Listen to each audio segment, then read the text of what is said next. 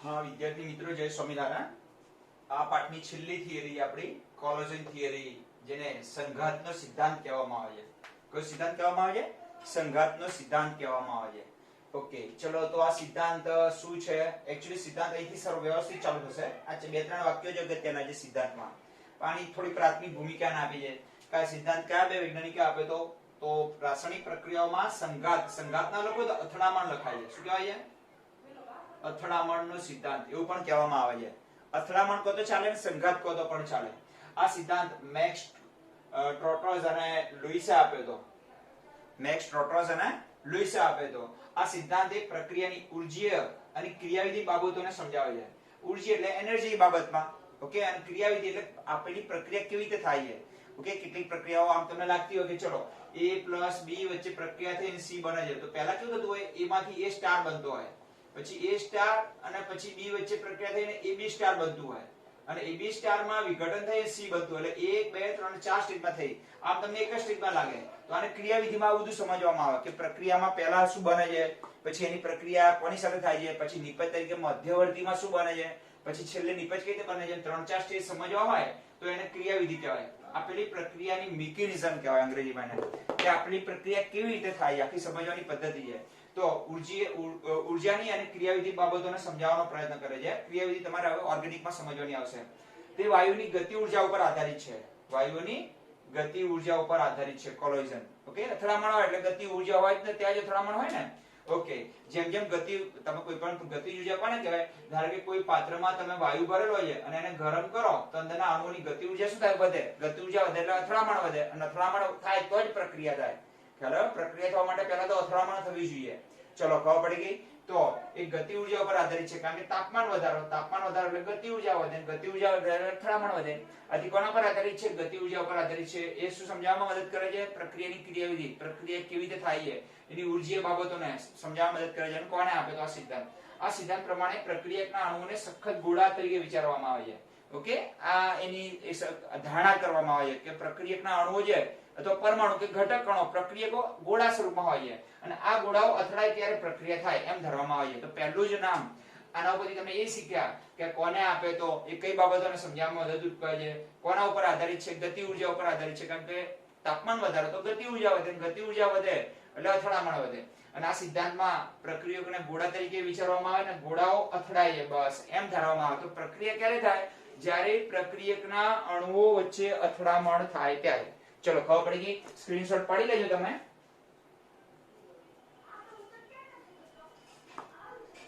Okay, ચલો આવી ધ્યાન આપો અહીંયા। હવે તો પહેલા અહીંથી આપણે શરૂઆત કરીએ કે આ થિયરીમાં એવું કહેવામાં આવે છે કે પ્રક્રિયક એક ગોળાઓ સ્વરૂપમાં હોય। પ્રક્રિયકના અણુઓ કયા સ્વરૂપમાં હોય? અણુ કે પરમાણુ, અને આ ગોળાઓ જ્યારે એકબીજા સાથે અથડાય ત્યારે પ્રક્રિયા થાય, પણ બધી અથડામણ પ્રક્રિયામાંથી નિપજોમાં રૂપાંતર નથી પામતી।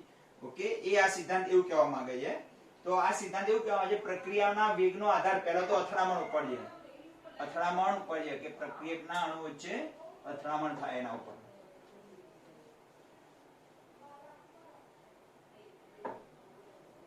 હવે ચલો આગળનું સમજીએ। ચલો, આમાં બધી બેઝિક માહિતી હતી। આ સિદ્ધાંત કોને આપ્યો તો, કઈ બાબતો સમજાવી શકે છે, કોના ઉપર આધારિત છે? અણુઓની ગતિ ઊર્જા ઉપર આધારિત છે। આમાં કેવું વિચારવામાં આવે કે પ્રક્રિયકના અણુઓને સખત ગોળા સ્વરૂપે વિચારવામાં આવે, ગોળા વચ્ચે અથડામણ થાય ત્યારે જ પ્રક્રિયા થાય। ઓકે, આ સિદ્ધાંતની પૂર્વ ભૂમિકા આપણે બાંધી। હવે સંઘાત એટલે સંઘાત આવૃત્તિ કોને કહેવાય? તો જો પ્રક્રિયા સંઘાત કહો તો ચાલે ને અથડામણ કહો તો ચાલે। અથડામણ આવૃત્તિ કોને કહેવાય? પ્રક્રિયા મિશ્રણના પ્રતિ સેકન્ડે પ્રતિ એકમ કદમાં સંઘાતની સંખ્યાને સંઘાત આવૃત્તિ કહે છે। એ વસ્તુ સમજાવું માટે કે આ એકમ કદનું પાત્ર છે, 1 મીટર ઊંચું, પહોળું અને લાંબુ, માનો કે આવું કોઈ પાત્ર છે। આમાં બધા શું હશે? અણુઓ અંદર હશે ને? આ અણુઓ, બધા અણુઓ છે, ધારો કે બધા શું છે? બધા વાદળી રંગથી બતાવી દીધા મેં, પ્રક્રિયકના અણુઓ છે જે આપણે ગોળા સ્વરૂપે વિચારીએ। ચલો, સખત એકબીજા સાથે અથડાતા હોય છે। એમ તો હવામાં રહેલો નાઇટ્રોજન અને ઓક્સિજન પણ કેવા થતા હોય છે? અથડાતા જ હોય આખો દિવસ, પણ છતાં પ્રક્રિયા થતી નથી। તો આ અથડાય, એકબીજા સાથે સતત અથડાતા હોય તો આ અથડામણની સંખ્યાને જો સંઘાતની સંખ્યાને કેટલા સેકન્ડમાં? પ્રતિ સેકન્ડે થતા, પ્રતિ સેકન્ડે, એક સેકન્ડમાં કેટલી અથડામણ થઈ? ધારો કે એક સેકન્ડમાં આમાંથી 1 લાખ અણુ છે, એમાંથી દર સેકન્ડે 10,000 જેટલી અથડામણ થાય છે। તો 10,000 ને શું કહેવાય? એની સંઘાત આવૃત્તિ કહેવાય। એ ક્યારે વધે? જો નીચેની તાપમાન વધારું તો અંદરના અણુની ગતિ ઉર્જા વધે. જેમ ગતિ ઉર્જા એટલે દોડધામ થઈ જાય આપણે કહીએ ને, અને જેમ દોડધામ થાય એમ અથડામણ પણ વધે. ખબર પડી? જેમ ગતિ ઉર્જા વધે તાપમાન વધે એમ અંદરની ગતિ ઉર્જા વધે, ગતિ ઉર્જા વધે એમ અથડામણ વધે, અને અથડામણ વધે એટલે અથડામણ આવૃત્તિ Z પણ વધે. કેમ? કારણ કે 1 સેકન્ડમાં થતી અથડામણની સંખ્યા છે, અણુઓની અંદર થતી અથડામણની સંખ્યા. તો પહેલી આ થિયરી પ્રમાણે પહેલા અણુઓ વચ્ચે અથડામણ થવી જોઈએ, અને બીજું અથડામણની આવૃત્તિ કોને કહેવાય? 1 સેકન્ડમાં થતા પ્રતિ એકમ કદમાં રહેલા વાયુઓના અણુઓ વચ્ચે 1 સેકન્ડમાં થતી અથડામણની સંખ્યા. ઓકે, એને અથડામણ આવૃત્તિ અથવા એને સંઘાત આવૃત્તિ પણ કહેવામાં આવે છે. ઓકે, જેને Z સંજ્ઞા વડે દર્શાવવામાં આવે છે. કઈ સંજ્ઞા વડે દર્શાવવામાં આવે છે? Z. આ ઉપરાંત સક્રિયકરણ ઊર્જા પહેલા તો સંઘાત આવૃત્તિ ડિપેન્ડ કરશે, પ્રક્રિયા થશે કે નહીં થાય. ઓકે ઓકે, સંઘાત આવૃત્તિ ખબર પડી ગઈ. એ ક્યારે વધે? ખબર પડી ગઈ. તાપમાન વધે, ગતિ ઉર્જા વધે, ગતિ ઉર્જા વધે એમ અથડામણ વધે, અથડામણ વધે એમ Z વધે, એટલે અથડામણ આવૃત્તિ વધે. ઓકે, તો તાપમાન વધે એમ પ્રક્રિયાનો વેગ પણ વધે. કેમ વેગ વધે? કારણ કે Z વધે. તો Z કોના પર ડિપેન્ડ કરે છે? પ્રક્રિયાના વેગ ઉપર અસર કરે છે ને. કારણ કે તાપમાન વધે, ગતિ ઉર્જા વધે, અથડામણ વધે, અથડામણ વધે એટલે અથડામણની આવૃત્તિ એટલે Z. પ્રતિ એક સેકન્ડમાં થતા અથડામણની સંખ્યા પણ વધે. ઓકે, ચલો બીજું, વેગ ઉપર કોણ અસર કરે? સક્રિયકરણ ઊર્જા. તમને ખબર છે કે સક્રિયકરણ ઊર્જા જેટલી ઓછી એટલી પ્રક્રિયાનો વેગ વધારે. હવે ધારો કે આમાં A અને B નામના બે અણુ છે, તો તમે આપણે આગળ ભણી ગયા A અને B વચ્ચે એકબીજા સાથે અથડાવા માટે નજીક આવે એમ એમની ગતિ ઉર્જા ઘટે અને સ્થિતિ ઉર્જા વધે. અને A અને B એકબીજા સાથે A2 B2 હોય ધારો કે, તો A અને B એકબીજા સાથે જોડાય શું બનાવે? એક સક્રિયકૃત સંકીર્ણ બનાવે. બરોબર? અને આ બનાવવા માટે પછી બનાવી પાછે નીચે આવી પછી 2AB બનાવી નાખે. ઓકે, ભણતા આપણે. તો જે સક્રિયકૃત સંકીર્ણ બનવા માટે જે ઉર્જાની જરૂર પડે, ખ્યાલ આવી ગયો ને? પ્રક્રિયકોમાંથી શું બને? સક્રિયકૃત સંકીર્ણ બને, મધ્યવર્તી, અને પછી એનું તૂટે પછી પાછી નિપજ બને. તો વચ્ચે જે સક્રિયકૃત સંકીર્ણ જેટલું ઝડપી બને એ બનવા માટે જે ઉર્જા જોઈએ એને સક્રિયકરણ ઉર્જા કહેવાય. કઈ ઉર્જા કહેવાય? ચલો મન કહો, સક્રિયકરણ ઉર્જા ઓછી હોય એનો અર્થ શું થાય? કે જલ્દી બની જાય. આ બનવાનું તો ફાઇનલ છે કે પ્રક્રિયક સક્રિયકૃત સંકીર્ણ અને પછી નિપજ બને. તો આ સક્રિયકૃત સંકીર્ણ જે જલ્દી બને એટલું સારું. તો વહેલા બની જાય તો સક્રિયકરણ ઉર્જા જેટલી ઓછી એટલું સક્રિયકૃત સંકીર્ણ કેવું બને? ઝડપી બની જાય. અને ઝડપી બને એટલું નિપજ પણ કેવી બને? ઝડપી બને. તો વેગ ઉપર બે પરિબળ અસર કરે છે. તો અથડામણ આવૃત્તિ Z, ઓકે, અથવા સંઘાત આવૃત્તિ, અને બીજું સક્રિયકરણ ઉર્જા. તો આ ઉપરાંત સક્રિયકરણ ઉર્જા પણ પ્રક્રિયાની વેગને અસર કરે છે. હવે આપણે ઉદાહરણ લઈએ કે એક પ્રક્રિયા છે દ્વિઆણ્વીય, તેમાં બે અણુ ભાગ લે છે. એક આણ્વિકતા શીખી ગયા ને આપણે. ઓકે, A અને B, અને એમાંથી શું બને છે? નિપજ C બને છે. હવે વેગ નીચે પ્રમાણે દર્શાવાય. આનો વેગ બતાવવો હોય તો આ રીતે બતાવાય. આ પ્રક્રિયા છે કઈ? AB. ઓકે, અહીં સુધી આપણે પહોંચી ગયા કે અથડામણ આવૃત્તિ કોને કહેવાય? બરોબર? વેગ ઉપર કોણ અસર કરે? અથડામણ આવૃત્તિ પણ અસર કરે છે. અને સક્રિયકરણ ઊર્જા, જેટલી સક્રિયકરણ ઊર્જા ઓછી એટલું જ મધ્યવર્તી સંયોજન ઝડપી બને અને એટલો જ પ્રક્રિયાનો વેગ વધારે હોય. તો સક્રિયકરણ ઊર્જા જેટલી ઓછી, ઓકે, અને અથડામણ આવૃત્તિ જેટલી વધારે એટલો પ્રક્રિયાનો વેગ વધારે. હવે એક ઉદાહરણ આપીએ અહીંયા. એક દ્વિઆણ્વીય પ્રક્રિયા છે. કઈ? બોલો. એક દ્વિઆણ્વીય પ્રક્રિયા છે. A અને B માંથી નિપજો બને છે. ઓકે, આના માટે આપણે વેગનું સૂત્ર લખીએ. કોનું સૂત્ર? વેગ. તો આના માટે જો વેગનું સૂત્ર ત્યાં લખ્યું છે. કેવી રીતે લખાય? તો વેગ ઇઝ ઇક્વલ ટુ આવું લખ્યું છે. જો મેં ત્યાં ના દેખાય ને, ત્યાં બલ્બનો પ્રકાશ આવશે એટલા માટે. ZAB into E power EA upon RT. આ વેગનું સૂત્ર છે. ઓકે, આવું સૂત્ર કોનું હતું ખબર છે? K નું હતું. ખબર હતો? K બરાબર A into E power EA upon RT. આ આરએનએ સમીકરણ હતું. તો અહીંયા આરએનએ સમીકરણમાં A હતો, એ આરએનએ અચળાંક હતો. ખબર પડી ગઈ? અને અહીંયા છે એ અથડામણ આવૃત્તિ અથવા સંઘાત આવૃત્તિ છે. ખબર પડી ગઈ ને? તો બોર્ડમાં એકવાર પ્રશ્ન પૂછાયો હતો કે આ સમીકરણમાં Z ને શું કહેવાય? તો અથડામણ આવૃત્તિ કહેવાય. ખ્યાલ આવી ગયો? હવે MCQ માં પૂછાયો પ્રશ્ન.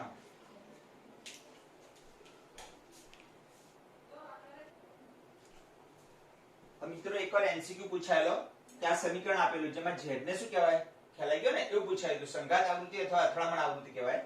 તો જ્યાં ZAB શું છે? તો ત્યાં લખ્યું છે ZAB એ પ્રક્રિયક A અને B ની સંઘાત આવૃત્તિ, એટલે 1 સેકન્ડમાં થતા A અને B વચ્ચેની અથડામણની સંખ્યા, અને E શું છે? સક્રિયકરણ ઊર્જા. આ અને વાયુ અચળાંક છે. T એ તાપમાન છે. ખ્યાલ આવી ગયો? તો ઉપરનું સમીકરણ જે પ્રક્રિયાઓ સાદા અણુ અને પરમાણ્વીય સ્પીસીસને સમાવેશ કરે છે. હવે જો આમાં એવું કહે છે, આ સમીકરણ એવું કહેવા માંગે છે વેગ કોના પર ડિપેન્ડ કરે? તો અથડામણ આવૃત્તિ ઉપર. અથડામણ આવૃત્તિ અને સક્રિયકરણ ઊર્જા ઉપર. કેમ?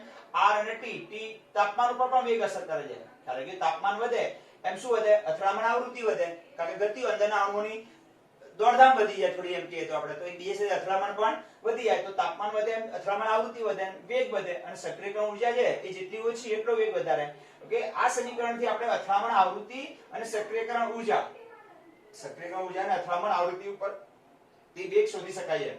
તો ઉપરનું સમીકરણ જે પ્રક્રિયાઓ સાદા અણુ અથવા પરમાણુ સ્પીસીસ હોય તેને લાગુ પડે. ઓકે, જેની અંદર એક બે પરમાણુ ભાગ લેતા હોય, બરાબર, એવા પરમાણુ એક સાદો અણુ જેને કહીએ એને લાગુ પડશે. ધારો કે નાઇટ્રોજન અને હાઇડ્રોજન વચ્ચે પ્રક્રિયા થતી હોય તો સાદી પ્રક્રિયાને લાગુ પડશે, પરંતુ સંકીર્ણ અણુઓ માટે અર્થસૂચક વિચલન દર્શાવે છે. એનો અર્થ શું કે સંકીર્ણ અણુમાં આ રીતે વેગ શોધવા જઈએ તો મળે નહીં. સંકીર્ણ એટલે જટિલ અણુઓ કહેવાય. સાદા અણુઓ માટે લાગુ પડે, સાદા H2O2 છે, N2H2 છે, એવા સાદા અણુ છે, ઓકે, એવા નાની નાની પ્રક્રિયાને લાગુ પડે. પણ સંકીર્ણ અણુ હોય, મોટા મોટા અણુ હોય, ઓકે, અને એમની વચ્ચે પ્રક્રિયા થાય ત્યારે આ વેગમાં થોડું વિચલન જોવા મળે. આ પ્રમાણે શોધીએ તો હવે તેનું કારણ શું છે તો સમજાવી જો. બધા જ અણુઓ બધા સંઘાતનું નિપજમાં રૂપાંતર કરતા નથી. હવે અહીંયા ધ્યાન આપજો. હવે ખરેખર થિયરીના મુખ્ય પોઈન્ટ હવે ચાલુ થાય આ થિયરીના, કે એવું નહીં સમજવાનું કે અથડામણની સંખ્યા છે. ધારો કે હું એમ કહું કે આ બંધ પાત્રની અંદર 1000 અણુઓ ભરેલા છે. કેટલા અણુ છે? 1000 અણુઓ જ આવા ટપકા ટપકા 1000 અણુઓ અંદર અથડામણ અનુભવે છે. ઓકે, ને 1 સેકન્ડમાં 100 અથડામણ થાય છે. તો અથડામણ આવૃત્તિ કેટલી થઈ ગઈ? 100. તો 100 વચ્ચે નિપજમાં રૂપાંતર થઈ જશે એવું નહીં સમજવાનું. કેમ? કારણ કે નાઇટ્રોજન ને ઓક્સિજન આખો દિવસ હવામાં અથડાય છે ને, તો ક્યાં નિપજમાં રૂપાંતર પામે છે? પ્રક્રિયા કરે છે. તો પહેલા તો અથડામણ થવી જોઈએ, અને અથડામણ યોગ્ય દિશામાંથી અને સફળ અથડામણ થવી જોઈએ, તો જ પ્રક્રિયા અનુભવશે. બાકી થશે નહીં. બાકી ટકરાઈને કેવા આવી જશે? પાછા આવી જશે. આ કેવી વાત થઈ? ધારો કે બે અણુ એકબીજા સાથે અથડાય, બરાબર, પૂરતી ગળતી ઉર્જા ધરાવતા ના હોય તો એકબીજા સાથે નજીક આવે, પાછા એકબીજાથી કેવા પડી જાય? પાછા પડી જાય. પણ એકબીજા સાથે ટકરાઈને તૂટી ક્યારે જાય? જ્યારે પૂરતી ગળતી ઉર્જા ધરાવે ત્યારે. તો બધી અથડામણ 100 અથડામણમાંથી નિપજ નહીં બનવાની. આમાંથી માત્ર 10 જ અણુઓ નિપજમાં રૂપાંતર પામશે. કેમ? કારણ કે એમની પાસે પૂરતી ગતિ ઉર્જા હશે. તો પૂરતી ગતિ ઉર્જા ધરાવતા અણુઓ, જેને દેહલી ઉર્જા કહેવાય, કેવી કહેવાય? દેહલી ઉર્જા ધરાવતા અણુઓ જે કેવા રૂપાંતર પામે છે? આપણે ઓલો ચાર્ટ ભણ્યા હતા, ખબર છે ને આ ટાઈપનો? એ આવો ચાર્ટ હતો. એક ઉપર જતો હતો, પછી બીજો ચાર્ટ હતો, નીચે તાપમાન આમ નીચે જતો હતો. તો આટલા જ અણુઓ ખાલી શું ધરાવતા હતા? આટલો ભાગ 10 જેટલા અણુઓ દેહલી ઉર્જા ધરાવે. ખાલી તાપમાનમાં 10 કેલ્વિન વધારો કરવાથી અથડામણ વધી જાય, તો બીજા નવા અણુ આટલી દેહલી ઉર્જા ધરાવે. તો દેહલી ઉર્જા ધરાવતા અણુઓ શું કરે? સફળ અથડામણ આવે. તો એનો અર્થ શું કહે છે? અણુઓના બધા જ સંઘાત એટલે બધી જ અથડામણ નિપજમાં રૂપાંતર પામતી નથી. ધારો કે 100 અથડામણ થાય છે તો 100 નું નિપજમાં રૂપાંતર નહીં થાય, એમાંથી ખાલી 10 નું જ રૂપાંતર થાય છે. શેમાં? નિપજમાં. 90 તો અથડાઈ કેવા પડી જાય છે? પાછા પડી જાય છે. કેમ એવું થાય છે? પાછા પડી જાય છે. પરંતુ જે અણુઓ પૂરતી ગતિ ઉર્જા જોઈ ને, પૂરતી ગતિ ઉર્જા એટલે પ્રક્રિયા થવા માટે જે ઉર્જા જોઈએ એને કહેવાય પૂરતી ગતિ ઉર્જા અથવા સક્રિયકરણ ઉર્જા જેને કહેવાય. દેહલી ઉર્જા ધરાવે અને યોગ્ય દિશામાંથી સાથે સંઘાત પામે તેવા જ અણુઓમાંથી નિપજ બને છે. ઓકે, ખબર પડી ગઈ? તેવા જ અણુઓમાંથી શું બને છે? નિપજ બને છે. એક ઉદાહરણ આપું તમને. માનો કે એક ઉદાહરણ આપું કે HI વચ્ચે પ્રક્રિયા થાય છે. H અને I નામના બે અણુ છે. H નું કદ નાનું હોય, I નું કદ મોટું હોય. આ જૂના કોષનું ઉદાહરણ આપું તમને. અને બીજો પણ HI નો અણુ છે, H અને I. ઓકે, ચલો, ક્લિયર થઈ ગયું? આ અણુ HI નો થઈ ગયો. ખાલી આ તો ડિઝાઇન આપી હો મેં તમને, કે આ ભાઈ H નો પરમાણુ નાનો છે અને આયોડિન નો પરમાણુ મોટો છે, એટલે આ ઢુબલા જેવું બનાવ્યું તમારી સામે. એક I તે અથડાય અને આ પૂરતી ગતિ ઉર્જા, દેહલી ઉર્જા, ચલો આ બંને વચ્ચે અથડામણ થાય. પહેલા તો અથડામણ થવી જોઈએ. આ સિદ્ધાંત એવું કહે છે પહેલા તો શું થવી જોઈએ? અથડામણ થવી જોઈએ. ઓકે, હવે બધી અથડામણ થી નિપજમાં રૂપાંતર નહીં પામે. જે અથડામણ ધરાવતા અણુઓ પૂરતી દેહલી ઉર્જા ધરાવતા હોય, પૂરતી ગતિ ઉર્જા, માનો કે આ બંને વચ્ચે અથડામણ થાય છે અને બીજા નંબર આવ્યો પૂરતી ગતિ ઉર્જા ધરાવતા હોય છે. પૂરતી શું ધરાવતા હોય છે? ગતિ ઉર્જા. માનો કે આ બંને ગતિ ઉર્જા ધરાવે છે, દેહલી ઉર્જા ધરાવે છે. ચલો બીજું ઉદાહરણ લઉં. એમાં H અને I રાખો અહીંયા. ઓકે, અને બીજું અહીંયા ઉદાહરણ લઈએ. આપણે ઉપર નીચે H રાખીએ અને ઉપર I રાખીએ. આ ભાગ મોટો બતાવો અને આ ભાગ નાનો બતાવો. ચલો, આ બંને વચ્ચે અથડામણ થાય છે. A અને B બે ઉદાહરણ આપે મેં તમારી સામે. A માં પણ અથડામણ થાય છે, B માં પણ અથડામણ થાય છે. તો પહેલા શું થવી જોઈએ? અથડામણ થવી જોઈએ. ચલો, અથડામણ થઈ. પહેલા સિદ્ધાંતનું પહેલું શરતનું પાલન થઈ ગયું. ચલો બીજું, પૂરતી ગતિ ઉર્જા ધરાવતા હોય છે. માનો કે બંને પાસે દેહલી ઉર્જા છે. દેહલી ઉર્જાનો શું થાય? દેહલી ઉર્જા એટલે કે પ્રક્રિયા થવા માટે જે ઓછામાં ઓછી ગતિ ઉર્જા હોવી જોઈએ એ પણ એમની પાસે છે. ઓકે, ચલો, અથડામણ પણ થાય છે અને દેહલી ઉર્જા પણ ધરાવે છે. ત્રીજા નંબરે યોગ્ય દિશામાંથી અથડામણ થવી જોઈએ, તો જ પ્રક્રિયા, તો જ નિપજ બનશે. યોગ્ય દિશા. હવે દિશા જો, આ HH અને II એક જ દિશામાં છે ને? હા, તો આ પહેલી બે શરતનું પાલન થાય છે, ત્રીજી શરતનું પાલન થાય તો HI બનશે અહીંયા. પણ અહીંયા નહીં બને. કેમ? આ ત્રીજી શરતનું પાલન થયું નહીં. કેમ નહીં થયું? કારણ કે જો h અને i છે અને અહીંયા i અને h છે, યોગ્ય દિશા નથી. ખબર પડી ગઈ આટલી વસ્તુ, ત્રણ વસ્તુ. તો બસ આ ચાર વાક્યો અને આને સફળ અથડામણ કહેવાય. આ ચારને શું કહેવાય? સફળ અથડામણ કહેવાય. આ ચાર વસ્તુનું પાલન થાય તો જ પ્રક્રિયા થાય. બોલો ખબર પડી ગઈ કે ના પડી ગઈ? સિદ્ધાંત આ ચાર વસ્તુ અહીંથી સમજવાની ખબર પડી ગઈ. પહેલા તમને પૂછે કે અથડામણનો સિદ્ધાંત શું કહે છે, તો અથડામણનો સિદ્ધાંત એવું કહે છે કે પહેલા તો અણુઓ વચ્ચે અથડામણ થવી જોઈએ. ચલો હા, અથડામણ થાય છે. બધી અથડામણથી નિપજ નહીં બને. આ અણુઓ પાસે પૂરતી દેહલી ઉર્જા હોવી જોઈએ. માનો કે બંને પાસે, ઉપરના ઉદાહરણમાં અને નીચેના ઉદાહરણમાં, ઓકે, HI અને HIIH એ ટાઈપની મેં ગોઠવણી કરી. ઉપરના ઉદાહરણમાં પણ દેહલી ઉર્જા ધરાવે છે, નીચે પણ બંને જણા દેહલી ઉર્જા ધરાવે છે. એટલે પ્રક્રિયા થવાની. ચલો બીજી શરતનું પાલન થઈ ગયું. પૂરતી ગતિ ઉર્જા હોય તો અથડામણ થાય. ખ્યાલ આવી ગયો ને? બીજું ઉદાહરણ આપણે લઈએ કે માનો કે બે ઘોડા છે, એક બીજા સાથે અથડાવા માટે આપણે મોકલીએ, તો થોડી ગતિ ઉર્જા ઓછી હોય તો શું કરે? એકબીજાની નજીક આવી અને ઉભા રહેશે, અથડાશે નહીં. ચલો થોડી વધારે ગતિ ઉર્જા આપે તો અથડાઈને પાછા છૂટા પડી જશે. જબરજસ્ત ઘોડાથી તાકાતથી અથડાઈએ તો બંને વેરખે થઈ જાય કે ના થઈ જાય? હા. તો જે બંને તૂટી જાય એટલી ઉર્જાને ગતિ ઉર્જા કહેવાય પૂરતી. તો એ ધરાવતા હોવા જોઈએ. તો પહેલા તો અથડામણ થવી જોઈએ. ઓકે, થાય છે. બંને પાસે પૂરતી ગતિ ઉર્જા હોવી જોઈએ, જેને દેહલી ઉર્જા કહે છે. ચલો બંને પાસે છે, પણ યોગ્ય દિશામાંથી પણ અથડામણ થવી જોઈએ. ત્રીજી શરત. આ બે શરતનું પાલન થાય એટલે ત્રીજી શરત આવે. ચલો અહીંયા પણ સરસ હાઇડ્રોજન ને આયોડિન એક દિશામાં ગોઠવાયેલા છે. ચલો આવું થાય તો જ HI બને, પણ અહીંયા નહીં બને કારણ કે એ દિશાનું પાલન થતું નથી. બસ આ જ વસ્તુ કહેવા માંગે છે થિયરી. બીજું કઈ કહેવા માંગતી નથી. અથડામણ થવી જોઈએ, પૂરતી દેહલી ઉર્જા હોવી જોઈએ, પછી યોગ્ય દિશામાંથી અથડામણ થવી જોઈએ, અને આ ત્રણ શરતનું પાલન થાય તેને સફળ અથડામણ કહેવાય. શું કહેવાય? શું લખ્યું છે મેં? સફળ અથડામણ. અને આ થાય તો જ નિપજ બને, નહીતર બને નહીં. બસ આટલી જ વાત છે. એટલા માટે કહ્યું કે અણુઓના બધા જ સંઘાત નિપજનું નિર્માણ કરતા નથી. એટલે બધી જ અથડામણથી નિપજ બનતી નથી. કેમ? ખાલી અથડામણ થવી પૂરતી નથી. અથડામણ તો પહેલી શરતમાં જ આવે છે. પછી શું ધરાવતા હોય છે? પૂરતી ગતિ ઉર્જા. તો બીજું વાક્ય જુઓ. પરંતુ જે અણુઓ પૂરતી ગતિ ઉર્જા, જેને દેહલી ઉર્જા કહેવાય છે, ધરાવે અને યોગ્ય દિશા સાથે સંઘાત પામે તેવા જ અણુઓમાંથી નિપજ બને છે. એ અથડામણનો સિદ્ધાંત સમજાવે છે. અને આવા સંઘાતને અસરકારક અથડામણ કહેવાય. આ ત્રણ વસ્તુ થાય, 1, 2 અને 3, તેને કહેવાય સફળ અથડામણ અથવા અસરકારક અથડામણ. અને અસરકારક અથડામણ અનુભવતા અણુઓ જ શું કરે છે? આપણે નિપજમાં રૂપાંતર પામે છે. તો આપણે એ ઉદાહરણથી સમજીએ. તો આ ઉદાહરણ મેં જૂના કોર્સમાં આપ્યું છે કે HI ના બે અણુ છે, ઓકે, અને અહીંયા પણ HI અને HI ના અણુ છે. બંને વચ્ચે અથડામણ થાય છે, ઓકે. બંને પાસે પૂરતી ગતિ ઉર્જા છે, પણ યોગ્ય દિશામાંથી ઉપરની અથડામણ થાય છે, પણ નીચે યોગ્ય દિશામાંથી થતી નથી. કેમ? અહીં HI છે એની એક દિશામાં છે, અહીં H સામે I છે, એવું માની ચાલીએ. તેમાં કે અહીં યોગ્ય દિશા છે પણ અહીં યોગ્ય દિશા નથી, માટે અહીં નિપજ બનશે, નિપજ બનતી નથી. માટે આ ચાર શરતોનું પાલન થાય છે, ઓકે, આમાં, અને આમાં થતું નથી. કઈ દિશાવાળી શરતનું પાલન થતું નથી. તો અહીં નિપજ નહીં બને, ઉપર નિપજ બનશે. હવે આ ચોપડીમાં આપેલું ઉદાહરણ આખું લખી રાખું છું તમારા માટે. ખબર પડી ગઈ તમને? ચાર વસ્તુ બોલો. આ સિદ્ધાંતનો 4 વાક્ય બોલો. 4 વાક્યો પૂરો કરો આ સિદ્ધાંત. તો પહેલા તો અથડામણ થવી જોઈએ, પૂરતી ગતિ ઉર્જા હોવી જોઈએ, યોગ્ય દિશામાંથી અથડામણ થવી જોઈએ, અને સફળ અથડામણ થવી જોઈએ. આ ચાર શરતનું પાલન થાય એટલે આ સિદ્ધાંત પૂરો થઈ ગયો. તો નિપજ બને, નહીતર બને નહીં. હવે એક ઉદાહરણ છે, જૂની કોર્સમાં તમે ભણ્યા છો, તો હવે નવા કોર્સનું ભણીએ આપણે ઉદાહરણ. બરોબર? કે નવા કોર્સનું ઉદાહરણ જે લખી રાખું આખું સંપૂર્ણ. બરોબર? આ પણ જવા દઈશ. હવે ખબર પડી ગઈ ને? નવી થિયરી લખીને આ થિયરી પણ આપણે કન્ટિન્યુ કરીને ફટાફટ સમજાવી દઉં તમને.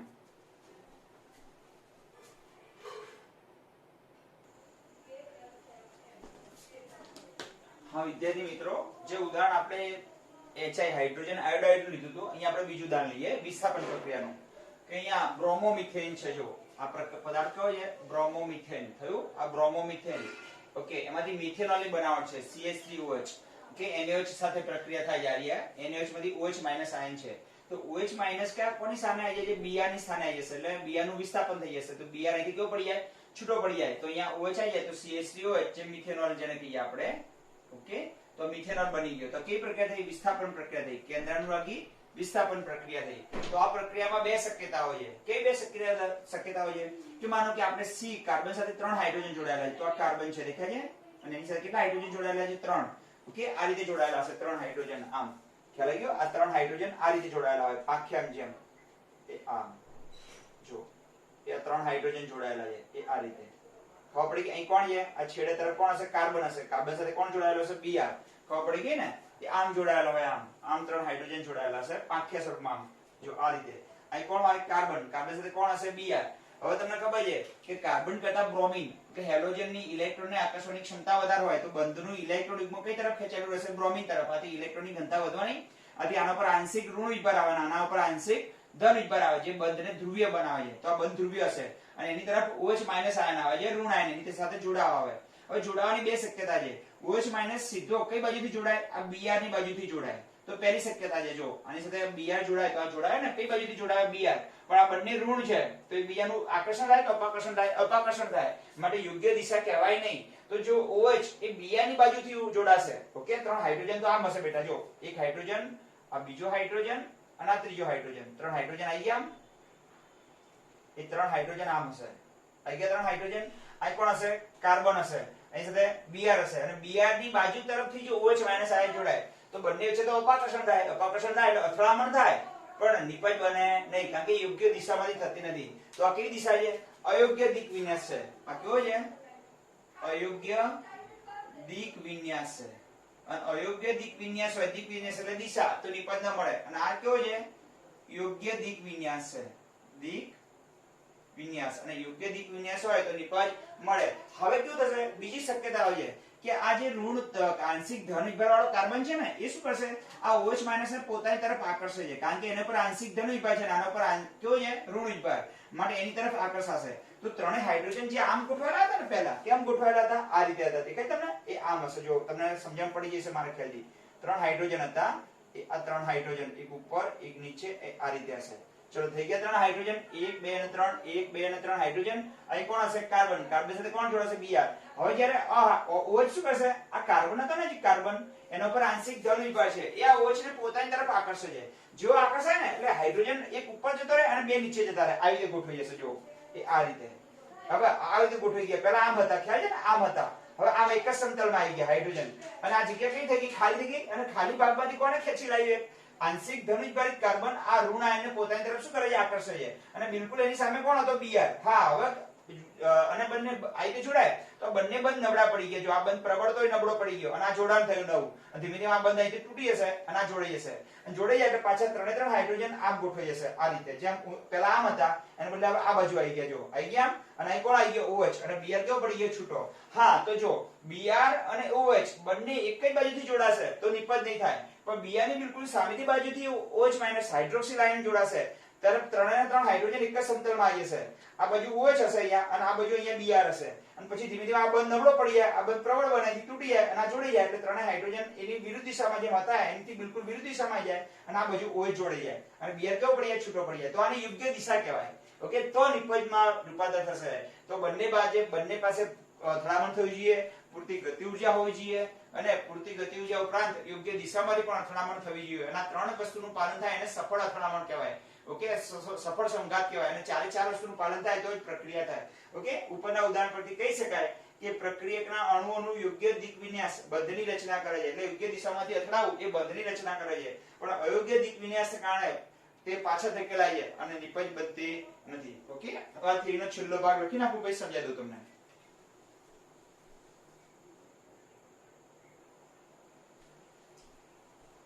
હા વિદ્યાર્થી મિત્રો, આપણે આગળ જોયું કે અથડામણ થવી જોઈએ, યોગ્ય દિશામાંથી થવી જોઈએ, ખ્યાલ આવી ગયો, પૂરતી ગતિ ઉર્જા ધરાવતા હોવા જોઈએ. હવે આવા અણુ આપણે એમ કહ્યું હતું, હમણાં મેં કહ્યું હતું તમને કે પેટીમાં ધારો કે અણુઓ વચ્ચે એકી સાથે 100 અથડામણ થાય છે. કેટલી? 100. તો 100 અથડામણ થતી હોય તો 100 અથડામણ માંથી નિપજ નહીં બને, એમાંથી ખાલી 10 અણુઓમાંથી નિપજ બનશે. કેમ? 10 એ શું ધરાવે છે? ચારે ચાર શરતનું શું કરતા હોય છે? પાલન કરતા હોય છે. માટે 10 એ સંભાવ્યતા કઈ થઈ ગઈ કે 10 જેટલા જ અણુઓ શું કરે છે? પ્રક્રિયા કરે છે. 100 90 તો પાછા પડી જાય છે, અથડામણ થાય છે પણ પ્રક્રિયા થતી નથી. તો 10 સંભાવના કેટલી? 10. તો આપણે આપણું જે સૂત્ર હતું આ પ્રમાણેનું, એમાં આપણે P નામનું ફેક્ટર દાખલ કરવું પડશે, જેને સંભાવ્યતા અવયવ કહેવાય. ઓકે, આ બેનો ગુણાકાર થાય એટલે એવું સમજવાનું કે આ 10 અણુઓની વાત થઈ ગઈ. આ શું થઈ ગઈ? આ 10 અણુઓની વાત થઈ ગઈ. ખ્યાલ આવી ગયો? અને ફક્ત P કાઢી નાખું તો 100 અણુઓની વાત થાય. અથડામણ પામતા બધા અણુઓની સંખ્યા આવે. અને આ બંને ભેગા કરીએ તો આ 10 અણુ આવે કે જે આ ચારે શરતનું પાલન કરતા હોય, સફળ અથડામણ પામતા અણુઓની સંખ્યા આવે. ખબર પડી ગઈ? તો આપણે P ફેક્ટર દાખલ કરવું પડે. તો P ને Z વડે, ઓકે, અથડામણ આવૃત્તિને P વડે ગુણી નાખીએ એટલે આપણે આ 10 અણુઓની વાત થાય, જે અણુઓ સફળ અથડામણ અનુભવે છે, કે જે નિપજમાં ભાગ લે છે અને જે પ્રક્રિયાના વેગ ઉપર અસર કરે છે. તો આપણે 9 P ફેક્ટર દાખલ કરવું પડશે. કેમ? કે બધા જ અણુઓ પ્રક્રિયામાં ભાગ લેતા નથી, બધા જ અથડાતા અણુઓ નિપજમાં રૂપાંતર પામતા નથી. ખબર પડી? આ ચાર શરતનું પાલન કરતા હોય એવા અણુઓ જે નિપજમાં રૂપાંતર પામે છે. જો આપણે p દાખલ ન કરીએ તો બધા 100 અણુ અહીંયા આવી જશે અને p દાખલ કરીએ તો ખાલી 10 અણુની વાત થશે જે નિપજમાં રૂપાંતર પામે છે. તો અસરકારક સંઘાતને સમજવા માટે એક અવયવ દાખલ કરવો પડશે કયો p જેને સંભાવ્યતા અવયવ કહે છે પ્રોબેબિલિટી ફેક્ટર જે કે આટલા અણુઓ અથડાય એમ ફાઇનલી એમ અથવા એને વિન્યાસી અવયવ તરીકે રજૂ કરાવે છે. ખબર પડી ગઈ આ બે ઉદાહરણો પરથી આ બેનો ગુણાકાર એટલે 10 ની વાત થઈ અને આ ન રાખે તો 100 ની વાત થઈ પણ 100 અણુ ભાગ લેવા નથી 100 અણુ વેગ ઉપર અસર કરતા નથી કયા અણુ વેગ ઉપર અસર કરે છે ખાલી 10 અણુ જે નિપજમાં રૂપાંતર પામે છે. આથી p ને આવું ફેક્ટર દાખલ કરવું પડશે અને આ એટલા માટે એ દર્શાવે છે કે અણુઓ યોગ્ય રીતે દિક વિન્યાસ થયેલા હોવા જોઈએ. એનો અર્થ કે બધા અથડામણ વાળા અણુઓ નહીં ચાલે પણ યોગ્ય દિશામાં જે અથડામણ પામતા હોય એવા અણુ જોઈએ. આથી ઉપરનું સમીકરણ જે આગળનું હતું ખાલી આ p વગર હતું જો આપણે કયું દાખલ કરવું પડશે હવે p દાખલ કરવું પડશે એટલા માટે p એક સંભાવ્યતા અવયવ દાખલ કર્યા પછીનું સૂત્ર નવું સૂત્ર મળે આપણને ઓકે જેથી આપણે સાચો વેગ મેળવી શકીએ. હવે આ સિદ્ધાંતની મર્યાદાઓ છે કે આ સિદ્ધાંતમાં પરમાણુ અથવા અણુઓને સખત ગોળા કલ્પવામાં આવે છે એટલે હજુ સુધી કોઈએ પરમાણુ અણુને જોયો નથી તો કઈ રીતે આપણે વિચારી શકીએ કે અણુઓ ગોળા સ્વરૂપમાં છે ઓકે એની મર્યાદા છે તથા તેમની બંધારણીય રચનાની બાબતને ધ્યાનમાં લીધી નથી. હજુ આપણે એ જાણતા નથી કે અણુ પરમાણુની કક્ષાઓ નામ તે બધું આપણે ખબર જ નથી તા તો ગોળા સ્વરૂપમાં વિચારી લીધા અથડાવાય એટલે ગોળાઓ થઈ ગયા ખ્યાલ કે એ મોટા મોટી સિદ્ધાંતની ખામી હતી. આ સિદ્ધાંતની મર્યાદા હતી પણ એની સામે એક ફાયદો પણ હતો કે જો આ સિદ્ધાંત પ્રમાણે જો 4 સ્ટેજમાંથી પસાર થાય તો જ પ્રક્રિયા થાય. કઈ 4 સ્ટેજ તો આ સિદ્ધાંત પ્રમાણે અથડામણ થવી જોઈએ અણુઓ વચ્ચે અણુ અથવા પરમાણુ શબ્દ વાપરી નાખજો આગળ અહીં લખી નાખજો તમે અણુ અથવા પરમાણુ વચ્ચે અથડામણ થવી જોઈએ. અણુ અથવા પરમાણુ અથડામણ પામતા અણુઓ પાસે દેહલી ઉર્જા હોવી જોઈએ એટલે પૂરતી ગતિ ઉર્જા હોવી જોઈએ અથડામણ પામવા માટે. એમની વચ્ચે સંઘાત અથડામણ યોગ્ય દિશામાં થવો જોઈએ અને આ 4 શરતનું 3 શરતનું પાલન થાય એને કહેવાય સફળ અથડામણ અનુભવતા પ્રક્રિયકો નિપજમાં ફેરવાય. જો આ 4 સ્ટેજમાંથી પસાર થવાનું ન હોત તો મારા હાથમાં રહેલી પેન હવાના ઓક્સિજન સાથે પ્રક્રિયા કરી સળગી ઉઠે ઓકે ટેબલ લાકડું એ હવાના ઓક્સિજન સાથે પ્રક્રિયા કરી નાખે હવાનો ઓક્સિજન અને નાઇટ્રોજન એકબીજા સાથે પ્રક્રિયા કરી નાખે કેમ આખો જે સખડાય તો છે જ હવાની અંદર રહેલા નાઇટ્રોજન અને ઓક્સિજન ના અણુ એકબીજા સાથે શું થાય છે અથડાય છે પણ એમની પાસે શું નથી દેહલી ઉર્જા નથી. માનો કે દેહલી ઉર્જા હોય તો યોગ્ય દિશા હોવી જોઈએ. આ 4 શરતનું પાલન થાય તો જ પ્રક્રિયા થાય અને જો આ 4 શરતનું પાલન ન કરવાનું આપણે વિચારીએ તો શું થાય તો હવાનો નાઇટ્રોજન અને ઓક્સિજન એકબીજા સાથે સંયોજાય છે અને એનો બનાવી નાખે કે એનો 2O2 બનાવી નાખે અને આપણા માટે ઓક્સિજન મળે નહીં. એ સિવાય બીજું દાણ આપવું હોય તો કાર્બન હવાના ઓક્સિજન સાથે સળગી ઉઠે ખ્યાલ આવી ગયો ઓટોમેટિક પ્રક્રિયા થવાનું ચાલુ થઈ જાય. પણ આ 4 શરતોનું પાલન થાય તો જ પ્રક્રિયા થાય. એટલા માટે લાકડું અને હવાનો ઓક્સિજન સીધા પ્રક્રિયા કરતા નથી નાઇટ્રોજન અને ઓક્સિજન પ્રક્રિયા કરતા નથી કારણ કે આ 4 શરતનું પાલન કરવું થવું થાય તો જ પ્રક્રિયા થાય. માટે આ સંઘાત બહુ જ આ 4 સ્ટેજમાંથી પસાર થવું એને જ કહેવાય અથડામણનો સિદ્ધાંત કહેવાય અને અથડામણનો સિદ્ધાંત એટલા માટે બહુ જરૂરી છે. પણ અહીંયા જે ગોળાઓ છે વિચારવામાં આવ્યા એની બંધારણીય રચનાઓ ધ્યાનમાં નથી લીધી એ એની ખામી છે ઓકે તો એની ખામી ઓકે એમાં પ્રોબેબિલિટી અવયવ દાખલ કરવા આમ જો થિયરી સરસ રીતે ભણ્યા આપણે તો પહેલા તમારે શું કરવાનું હું જો સાંભળો તમને કહું એ પહેલા તમારે સ્ક્રીનશોટ પાડી લેવાના બધી થિયરીઓના પછી એકવાર લખી નાખવાની ચોપડામાં પહેલા સાંભળો પહેલા શું કરવાની સ્ક્રીનશોટ પાડી અને પછી આખી થિયરી લખી નાખવાની અને પછી મોબાઈલ ની અંદર થિયરી જોતું જવાનું અને થિયરી જે લખેલી થિયરી તમારી સામે છે એમાં પેન્સિલથી ટિક કરતું જવાનું હા સર આવું કહેવા માંગે છે સર આ કહેવા માંગે છે એટલે થિયરી લખાઈ જશે અને સમજાઈ પણ જશે. તો પહેલા થિયરીને સ્ક્રીનશોટ પાડીને લખી નાખવાની લખ્યા પછી થિયરીને વિડિયો સાથે જોતું જવાનું અને જ્યાં જ્યાં નાખવા પડે ત્યાં 2-3 વાર જોવાનું. ખ્યાલ પ્રમાણિકતાથી કામ કરશો તો જ આવડશે નહીતર આવડશે નહીં. ખ્યાલ આવી ગયો. ચલો બધા મિત્રોને જય સ્વામિનારાયણ અને હેલ્થી શરીર સાચવજો પહેલું સુખ તે જાતે ન રહીએ. પહેલું તો આપણે શરીર સ્વસ્થ રહે એ બહુ જરૂરી છે બરાબર અને સાથે કામ પણ કરતા રહેવું જોઈએ. ઓકે ચલો.